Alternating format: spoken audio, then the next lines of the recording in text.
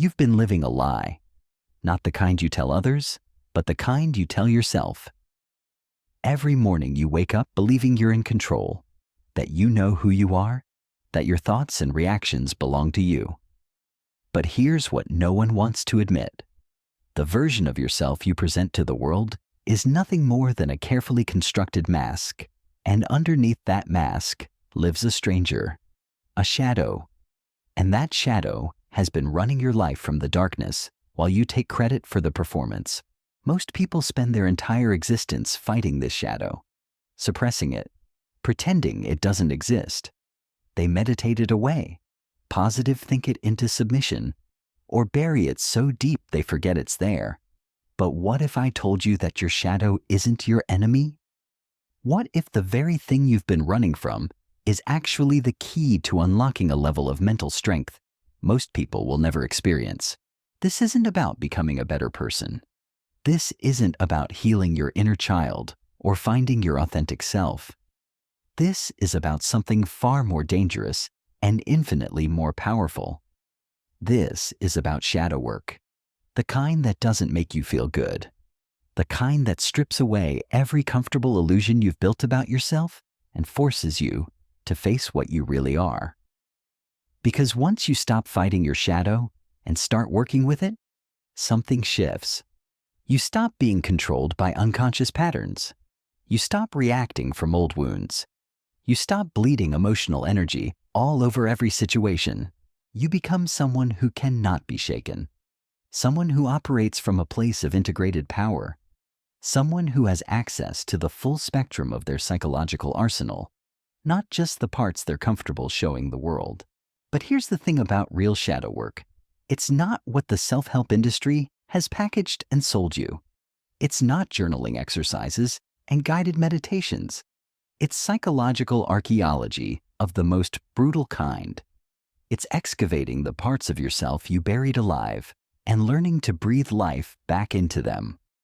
Not to become them, but to command them, because every emotion you've suppressed, every impulse you've denied, every aspect of yourself you've labeled as unacceptable doesn't disappear. It goes underground. It becomes autonomous. It starts making decisions for you from the shadows. Your unexpressed anger becomes passive aggression. Your denied selfishness becomes manipulation. Your rejected power becomes victim consciousness. And all of this happens without your conscious awareness, because you've been trained to believe that integration means elimination, that growth means getting rid of the dark parts, that strength means never feeling weak. But that's not integration. That's amputation. And you can't amputate parts of your psyche without losing access to their gifts. Your anger carries your boundaries. Your selfishness carries your self-preservation. Your darkness carries your depth. When you reject these aspects of yourself, you don't become pure. You become powerless, because you're operating with half your psychological toolkit while wondering why you feel so empty, so reactive, so out of control. The shadow doesn't just contain your rejected negative traits. It contains everything you've been told is too much, too intense, too powerful. Your ambition, your sexuality, your intelligence, your authority. If you grew up in an environment that couldn't handle your full intensity, you learn to dim it, to make yourself smaller, to hide your gifts behind false modesty and your power behind people-pleasing. But those buried aspects of yourself don't just sit quietly in the unconscious. They leak. They sabotage. They create internal conflicts that drain your energy and split your focus. You want success, but feel guilty about ambition. You want respect, but fear being seen as arrogant. You want to set boundaries, but worry about being called selfish. This internal war is exhausting, and it's unnecessary, because the goal isn't to choose between light and shadow. The goal is to become the conscious director of both, to stop having your shadow run the show from behind the scenes and start integrating its power into your conscious arsenal. Shadow work isn't about becoming a different person. It's about becoming a complete person. It's about reclaiming the exiled parts of yourself and learning to wield them with precision, rather than being wielded by them unconsciously. Think about the people who command rooms without saying a word, the ones who radiate an energy that makes others recalibrate their behavior, the ones who seem to have access to a deeper reservoir of strength and presence. They're not nice people who've transcended their darkness. They're integrated people who've learned to work with their full psychological spectrum. They've stopped pretending they don't have an ego and learned to direct it consciously. They've stopped denying they have selfish impulses and learned to use them strategically. They've stopped rejecting their capacity for ruthlessness and learned to deploy it when protection is needed. This is what real shadow work creates. Not a sanitized version of yourself, but a weaponized one. Not someone who's eliminated their capacity for darkness, but someone who's integrated it so completely that it serves their highest purposes. But most people never get here because they're too busy trying to be good, too busy performing morality, too busy proving they're evolved. And in doing so, they remain children playing with toy weapons while their real power stays locked in the basement of their consciousness. The irony is that the more you try to be only light, the more your shadow controls you. The more you reject your capacity for selfishness, the more selfishly you behave unconsciously. The more you deny your anger, the more it poisons your relationships. The more you suppress your power, the more powerlessly you move through the world. True strength isn't the absence of darkness. It's conscious relationship with darkness. It's knowing you have the capacity for destruction and choosing construction. It's knowing you could be selfish and choosing generosity from a place of abundance, not depletion. It's knowing you could be cruel and choosing kindness from a position of power, not weakness. This is why shadow work isn't comfortable. It's not supposed to be. Comfort keeps you unconscious. Comfort keeps you split. Comfort keeps you operating from a limited range of your full potential while wondering why life feels so difficult. The process I'm about to show you doesn't promise to make you feel better about yourself. It promises to make you more of yourself. All of yourself. The parts you're proud of and the parts you've been hiding. The aspects that make you socially acceptable and the ones that make you psychologically formidable. Because in a world that rewards unconsciousness, the person who has done their shadow work operates from a completely different level. They don't react from old wounds because they've integrated their wounds into wisdom. They don't leak energy through internal conflicts because they've resolved the war between their conscious and unconscious selves. They've stopped being a victim of their own rejected aspects and become the conscious director of their full psychological orchestra. Every emotion, every impulse, every aspect of their personality becomes an instrument they can play rather than a force that plays them. This is what we're building toward.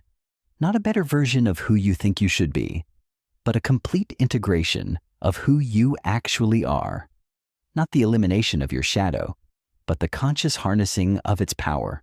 The techniques I'm about to reveal don't come from therapy textbooks or spiritual traditions. They come from understanding the shadow as a source of strength rather than a problem to be solved. From recognizing that your rejected aspects aren't obstacles to your growth. They're the very fuel that powers it.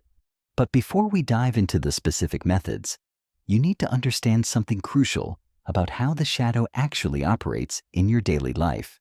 Because until you can recognize its unconscious influence, you'll remain its unconscious servant. Your shadow doesn't announce itself. It doesn't knock on the door of your consciousness and ask permission to take control. It operates through what you don't notice, through the gaps in your self-awareness, through the moments when you think you're being most authentic, but you're actually being most unconscious. Watch how you react when someone challenges your ideas. Notice the instant defensiveness, the need to prove you're right, the way your voice changes tone. That's not your conscious self responding. That's your shadow protecting an identity it built in childhood when being wrong meant being rejected. Your adult mind thinks it's defending truth, but your shadow is defending survival. Or consider how you behave when you want something from someone. The subtle manipulation, the way you adjust your personality to be more likable, the performance you put on without even realizing you're performing. You tell yourself you're being strategic, but your shadow is running a program that learned long ago that love is conditional on being what others need you to be. These aren't character flaws. They're survival mechanisms that your psyche developed to navigate a world that couldn't handle your full truth. But what served you as a child becomes a prison as an adult because you're still operating from those unconscious programs while believing you're making conscious choices. The shadow's influence shows up in patterns you can't seem to break. The same arguments with different people. The same self-sabotage at the moment of breakthrough. The same emotional reactions to situations that shouldn't trigger you anymore. You work on yourself. You grow, you evolve, but somehow you keep finding yourself in the same psychological territory with different costumes. This happens because you're trying to change the symptoms without addressing the source. You're attempting to modify behaviors that are being driven by unconscious aspects of yourself that you haven't even acknowledged exist. It's like trying to change the direction of a river by rearranging the stones on the surface while ignoring the current underneath. Your shadow contains not just what you've rejected about yourself, but what you've rejected about life itself. The unfairness you refuse to accept. The cruelty you pretend doesn't exist. The reality that people will use you if you let them. The truth that niceness is often weakness wearing a moral costume. When you reject these realities, you become naive. Not innocent, naive. You move through the world unprepared for its actual nature. Shocked when people don't play by the rules you've convinced yourself everyone should follow. You get hurt repeatedly by the same types of situations because you refuse to integrate the wisdom that comes from accepting the shadow side of human nature. But here's what changes everything. When you stop trying to be above the game and start learning to play it consciously, you develop what I call shadow intelligence, the ability to see what's really happening beneath the surface of social interactions, to recognize the unspoken power dynamics, to understand the hidden motivations that drive behavior. This isn't cynicism. Cynicism is what happens when you're forced to see reality, but haven't integrated the strength to deal with it. Shadow intelligence is different. It's seeing clearly while maintaining your power to choose how you respond. It's understanding that everyone operates from both light and shadow, while refusing to be manipulated by either. The person who has integrated their shadow doesn't get shocked by betrayal because they understand the capacity for betrayal exists in everyone, including themselves. They don't get devastated by rejection because they've accepted their own capacity to reject others. They don't get paralyzed by criticism because they've acknowledged their own inner critic and learned to work with it rather than be destroyed by it. This level of integration creates something most people never experience: unshakable presence. Not because nothing can hurt you, but because you've developed a relationship with your own capacity to be hurt and learned to transform that vulnerability into strength. Think about the difference between someone who's never been in a fight and someone who's trained in combat. The untrained person either avoids all conflict or gets overwhelmed when conflict finds them. The trained person doesn't seek out fights, but they're not afraid of them either. They understand violence, they've integrated its reality, and they can access that energy when protection is needed while choosing peace from a position of strength, not weakness. Shadow work creates the same dynamic psychologically. You're not looking for emotional combat, but you're not afraid of it either. You understand manipulation, you've acknowledged your own capacity for it, and you can recognize it instantly while choosing authenticity from a place of power, not naivety. This is why people who've done real shadow work have a different quality of presence. They're not performing goodness or trying to prove they're evolved. They're simply being whole. And wholeness has a gravitational pull that performance can never match. But getting to this level of integration requires you to do something most people will never do. You have to stop being afraid of what you might find when you look into your own darkness. You have to stop believing that acknowledging your capacity for selfishness makes you selfish, or that recognizing your potential for cruelty makes you cruel. The opposite is true. The person who denies their capacity for selfishness acts selfishly without awareness. The person who rejects their potential for cruelty becomes cruel in unconscious ways. But the person who owns these capacities gains the power to choose when and how to deploy them consciously. This is the foundation of what I call integrated strength. Not the brittle strength that comes from denying your weaknesses, but the flexible strength that comes from incorporating them. Not the performance of power, but the embodiment of it. The techniques I'm about to share will take you through this process systematically. They're designed not to make you feel better about yourself, but to make you more effective as yourself. They don't promise to eliminate your shadow, but to transform it from an unconscious liability into a conscious asset. Because here's what no one tells you about shadow work. The goal isn't to become a saint. The goal is to become sovereign. Sovereign over your own psychological territory. Sovereign over your reactions and responses. Sovereign over the unconscious patterns that have been running your life while you thought you were in control. But sovereignty requires you to claim dominion over all of your territory, not just the parts you're comfortable ruling. It requires you to develop a relationship with every aspect of your psyche, including the ones you've been taught to fear or reject. This is where most people stop. This is where the work gets real and the comfortable illusions start to crumble. This is where you discover that true strength isn't about transcending your humanity, but about integrating it completely. And that integration begins with a single recognition. The enemy isn't out there. The enemy isn't your circumstances or other people, or the unfairness of life. The enemy is the internal split that keeps you fighting yourself while the world moves around you. Heal that split, and you don't just become stronger. You become unstoppable. Because a person operating from wholeness doesn't waste energy on internal warfare. Every ounce of their psychological power moves in the same direction, creating a force that obstacles either yield to or shatter against. But integration isn't a destination you arrive at. It's a practice you commit to daily. It's checking in with the parts of yourself you've been ignoring. It's asking what your anger is trying to protect. It's exploring what your fear is trying to prevent. It's understanding what your shame is trying to hide. Most people approach their emotions like unwanted guests, trying to get rid of them as quickly as possible. But emotions are messengers, carrying information about your internal state and your relationship to the world. When you reject the messenger, you lose access to the message. When you integrate the messenger, you gain access to its wisdom. Your anger tells you when boundaries have been crossed. Your fear alerts you to potential threats. Your shame points to areas where you've betrayed your own values. These aren't problems to be solved. They're guidance systems to be consulted. The person who has integrated their shadow doesn't eliminate these emotions. They develop fluency with them. They can feel anger without being consumed by it. They can experience fear without being paralyzed by it. They can acknowledge shame without being destroyed by it. This emotional fluency becomes a superpower in a world where most people are either suppressing their feelings or being controlled by them. You become someone who can navigate any emotional terrain because you've developed a relationship with your own internal weather patterns.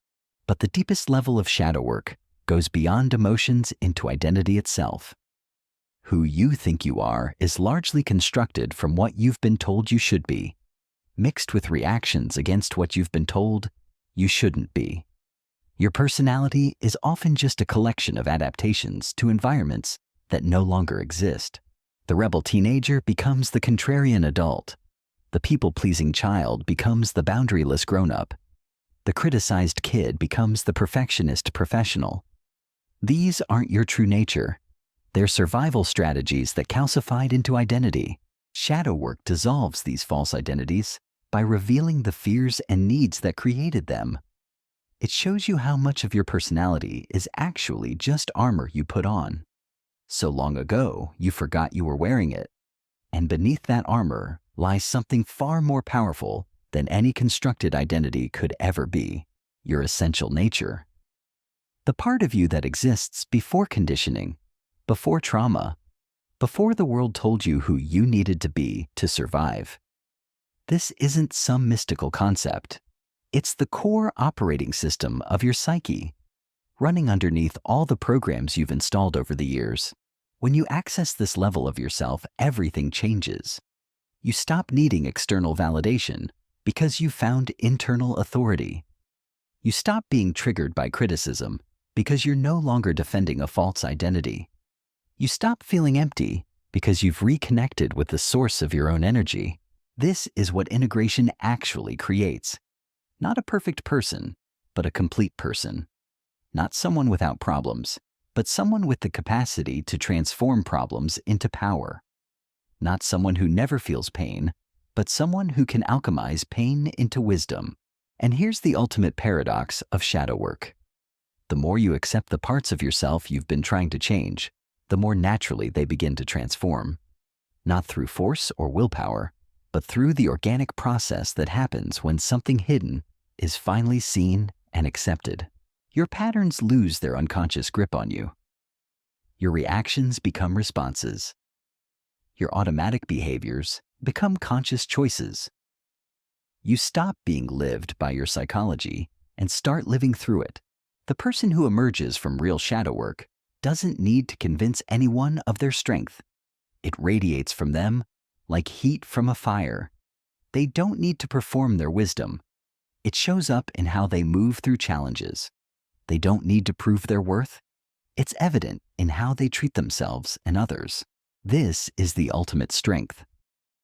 Not the brittle rigidity that breaks under pressure, but the integrated flexibility that bends without breaking. Not the desperate grasping for control, but the relaxed confidence that comes from knowing you can handle whatever arises. Because when you're no longer at war with yourself, when you've integrated your full spectrum of human capacity, when you've stopped rejecting parts of your own nature, you become something rare in this world. You become someone who cannot be moved from their center, shaken from their purpose, or divided against themselves. You become whole. And wholeness in a world of fragmented people is the ultimate competitive advantage. It's the foundation of unshakable confidence, authentic power, and the kind of presence that changes rooms simply by entering them. The shadow you've been running from isn't your enemy. It's your unrealized strength waiting to be integrated. The darkness you've been avoiding isn't your weakness. It's your untapped power source waiting to be harnessed. Stop fighting yourself. Start integrating yourself. Stop rejecting your humanity. Start weaponizing it. Because the person you become when you're no longer divided against yourself is someone this world desperately needs. Someone who can hold space for complexity. Someone who can navigate nuance. Someone who can be both kind and fierce, gentle and strong, vulnerable and powerful. Someone who has transformed their internal contradictions into complementary forces working toward the same goal. That goal isn't perfection. It's integration. It's wholeness. It's becoming undeniably, unshakably, completely yourself. And that version of yourself is waiting in the shadow, ready to emerge the moment you stop running and start integrating. The moment you realize that your darkness isn't something to be eliminated, but something to be integrated. The moment you understand that your shadow isn't your enemy, but your greatest untapped resource.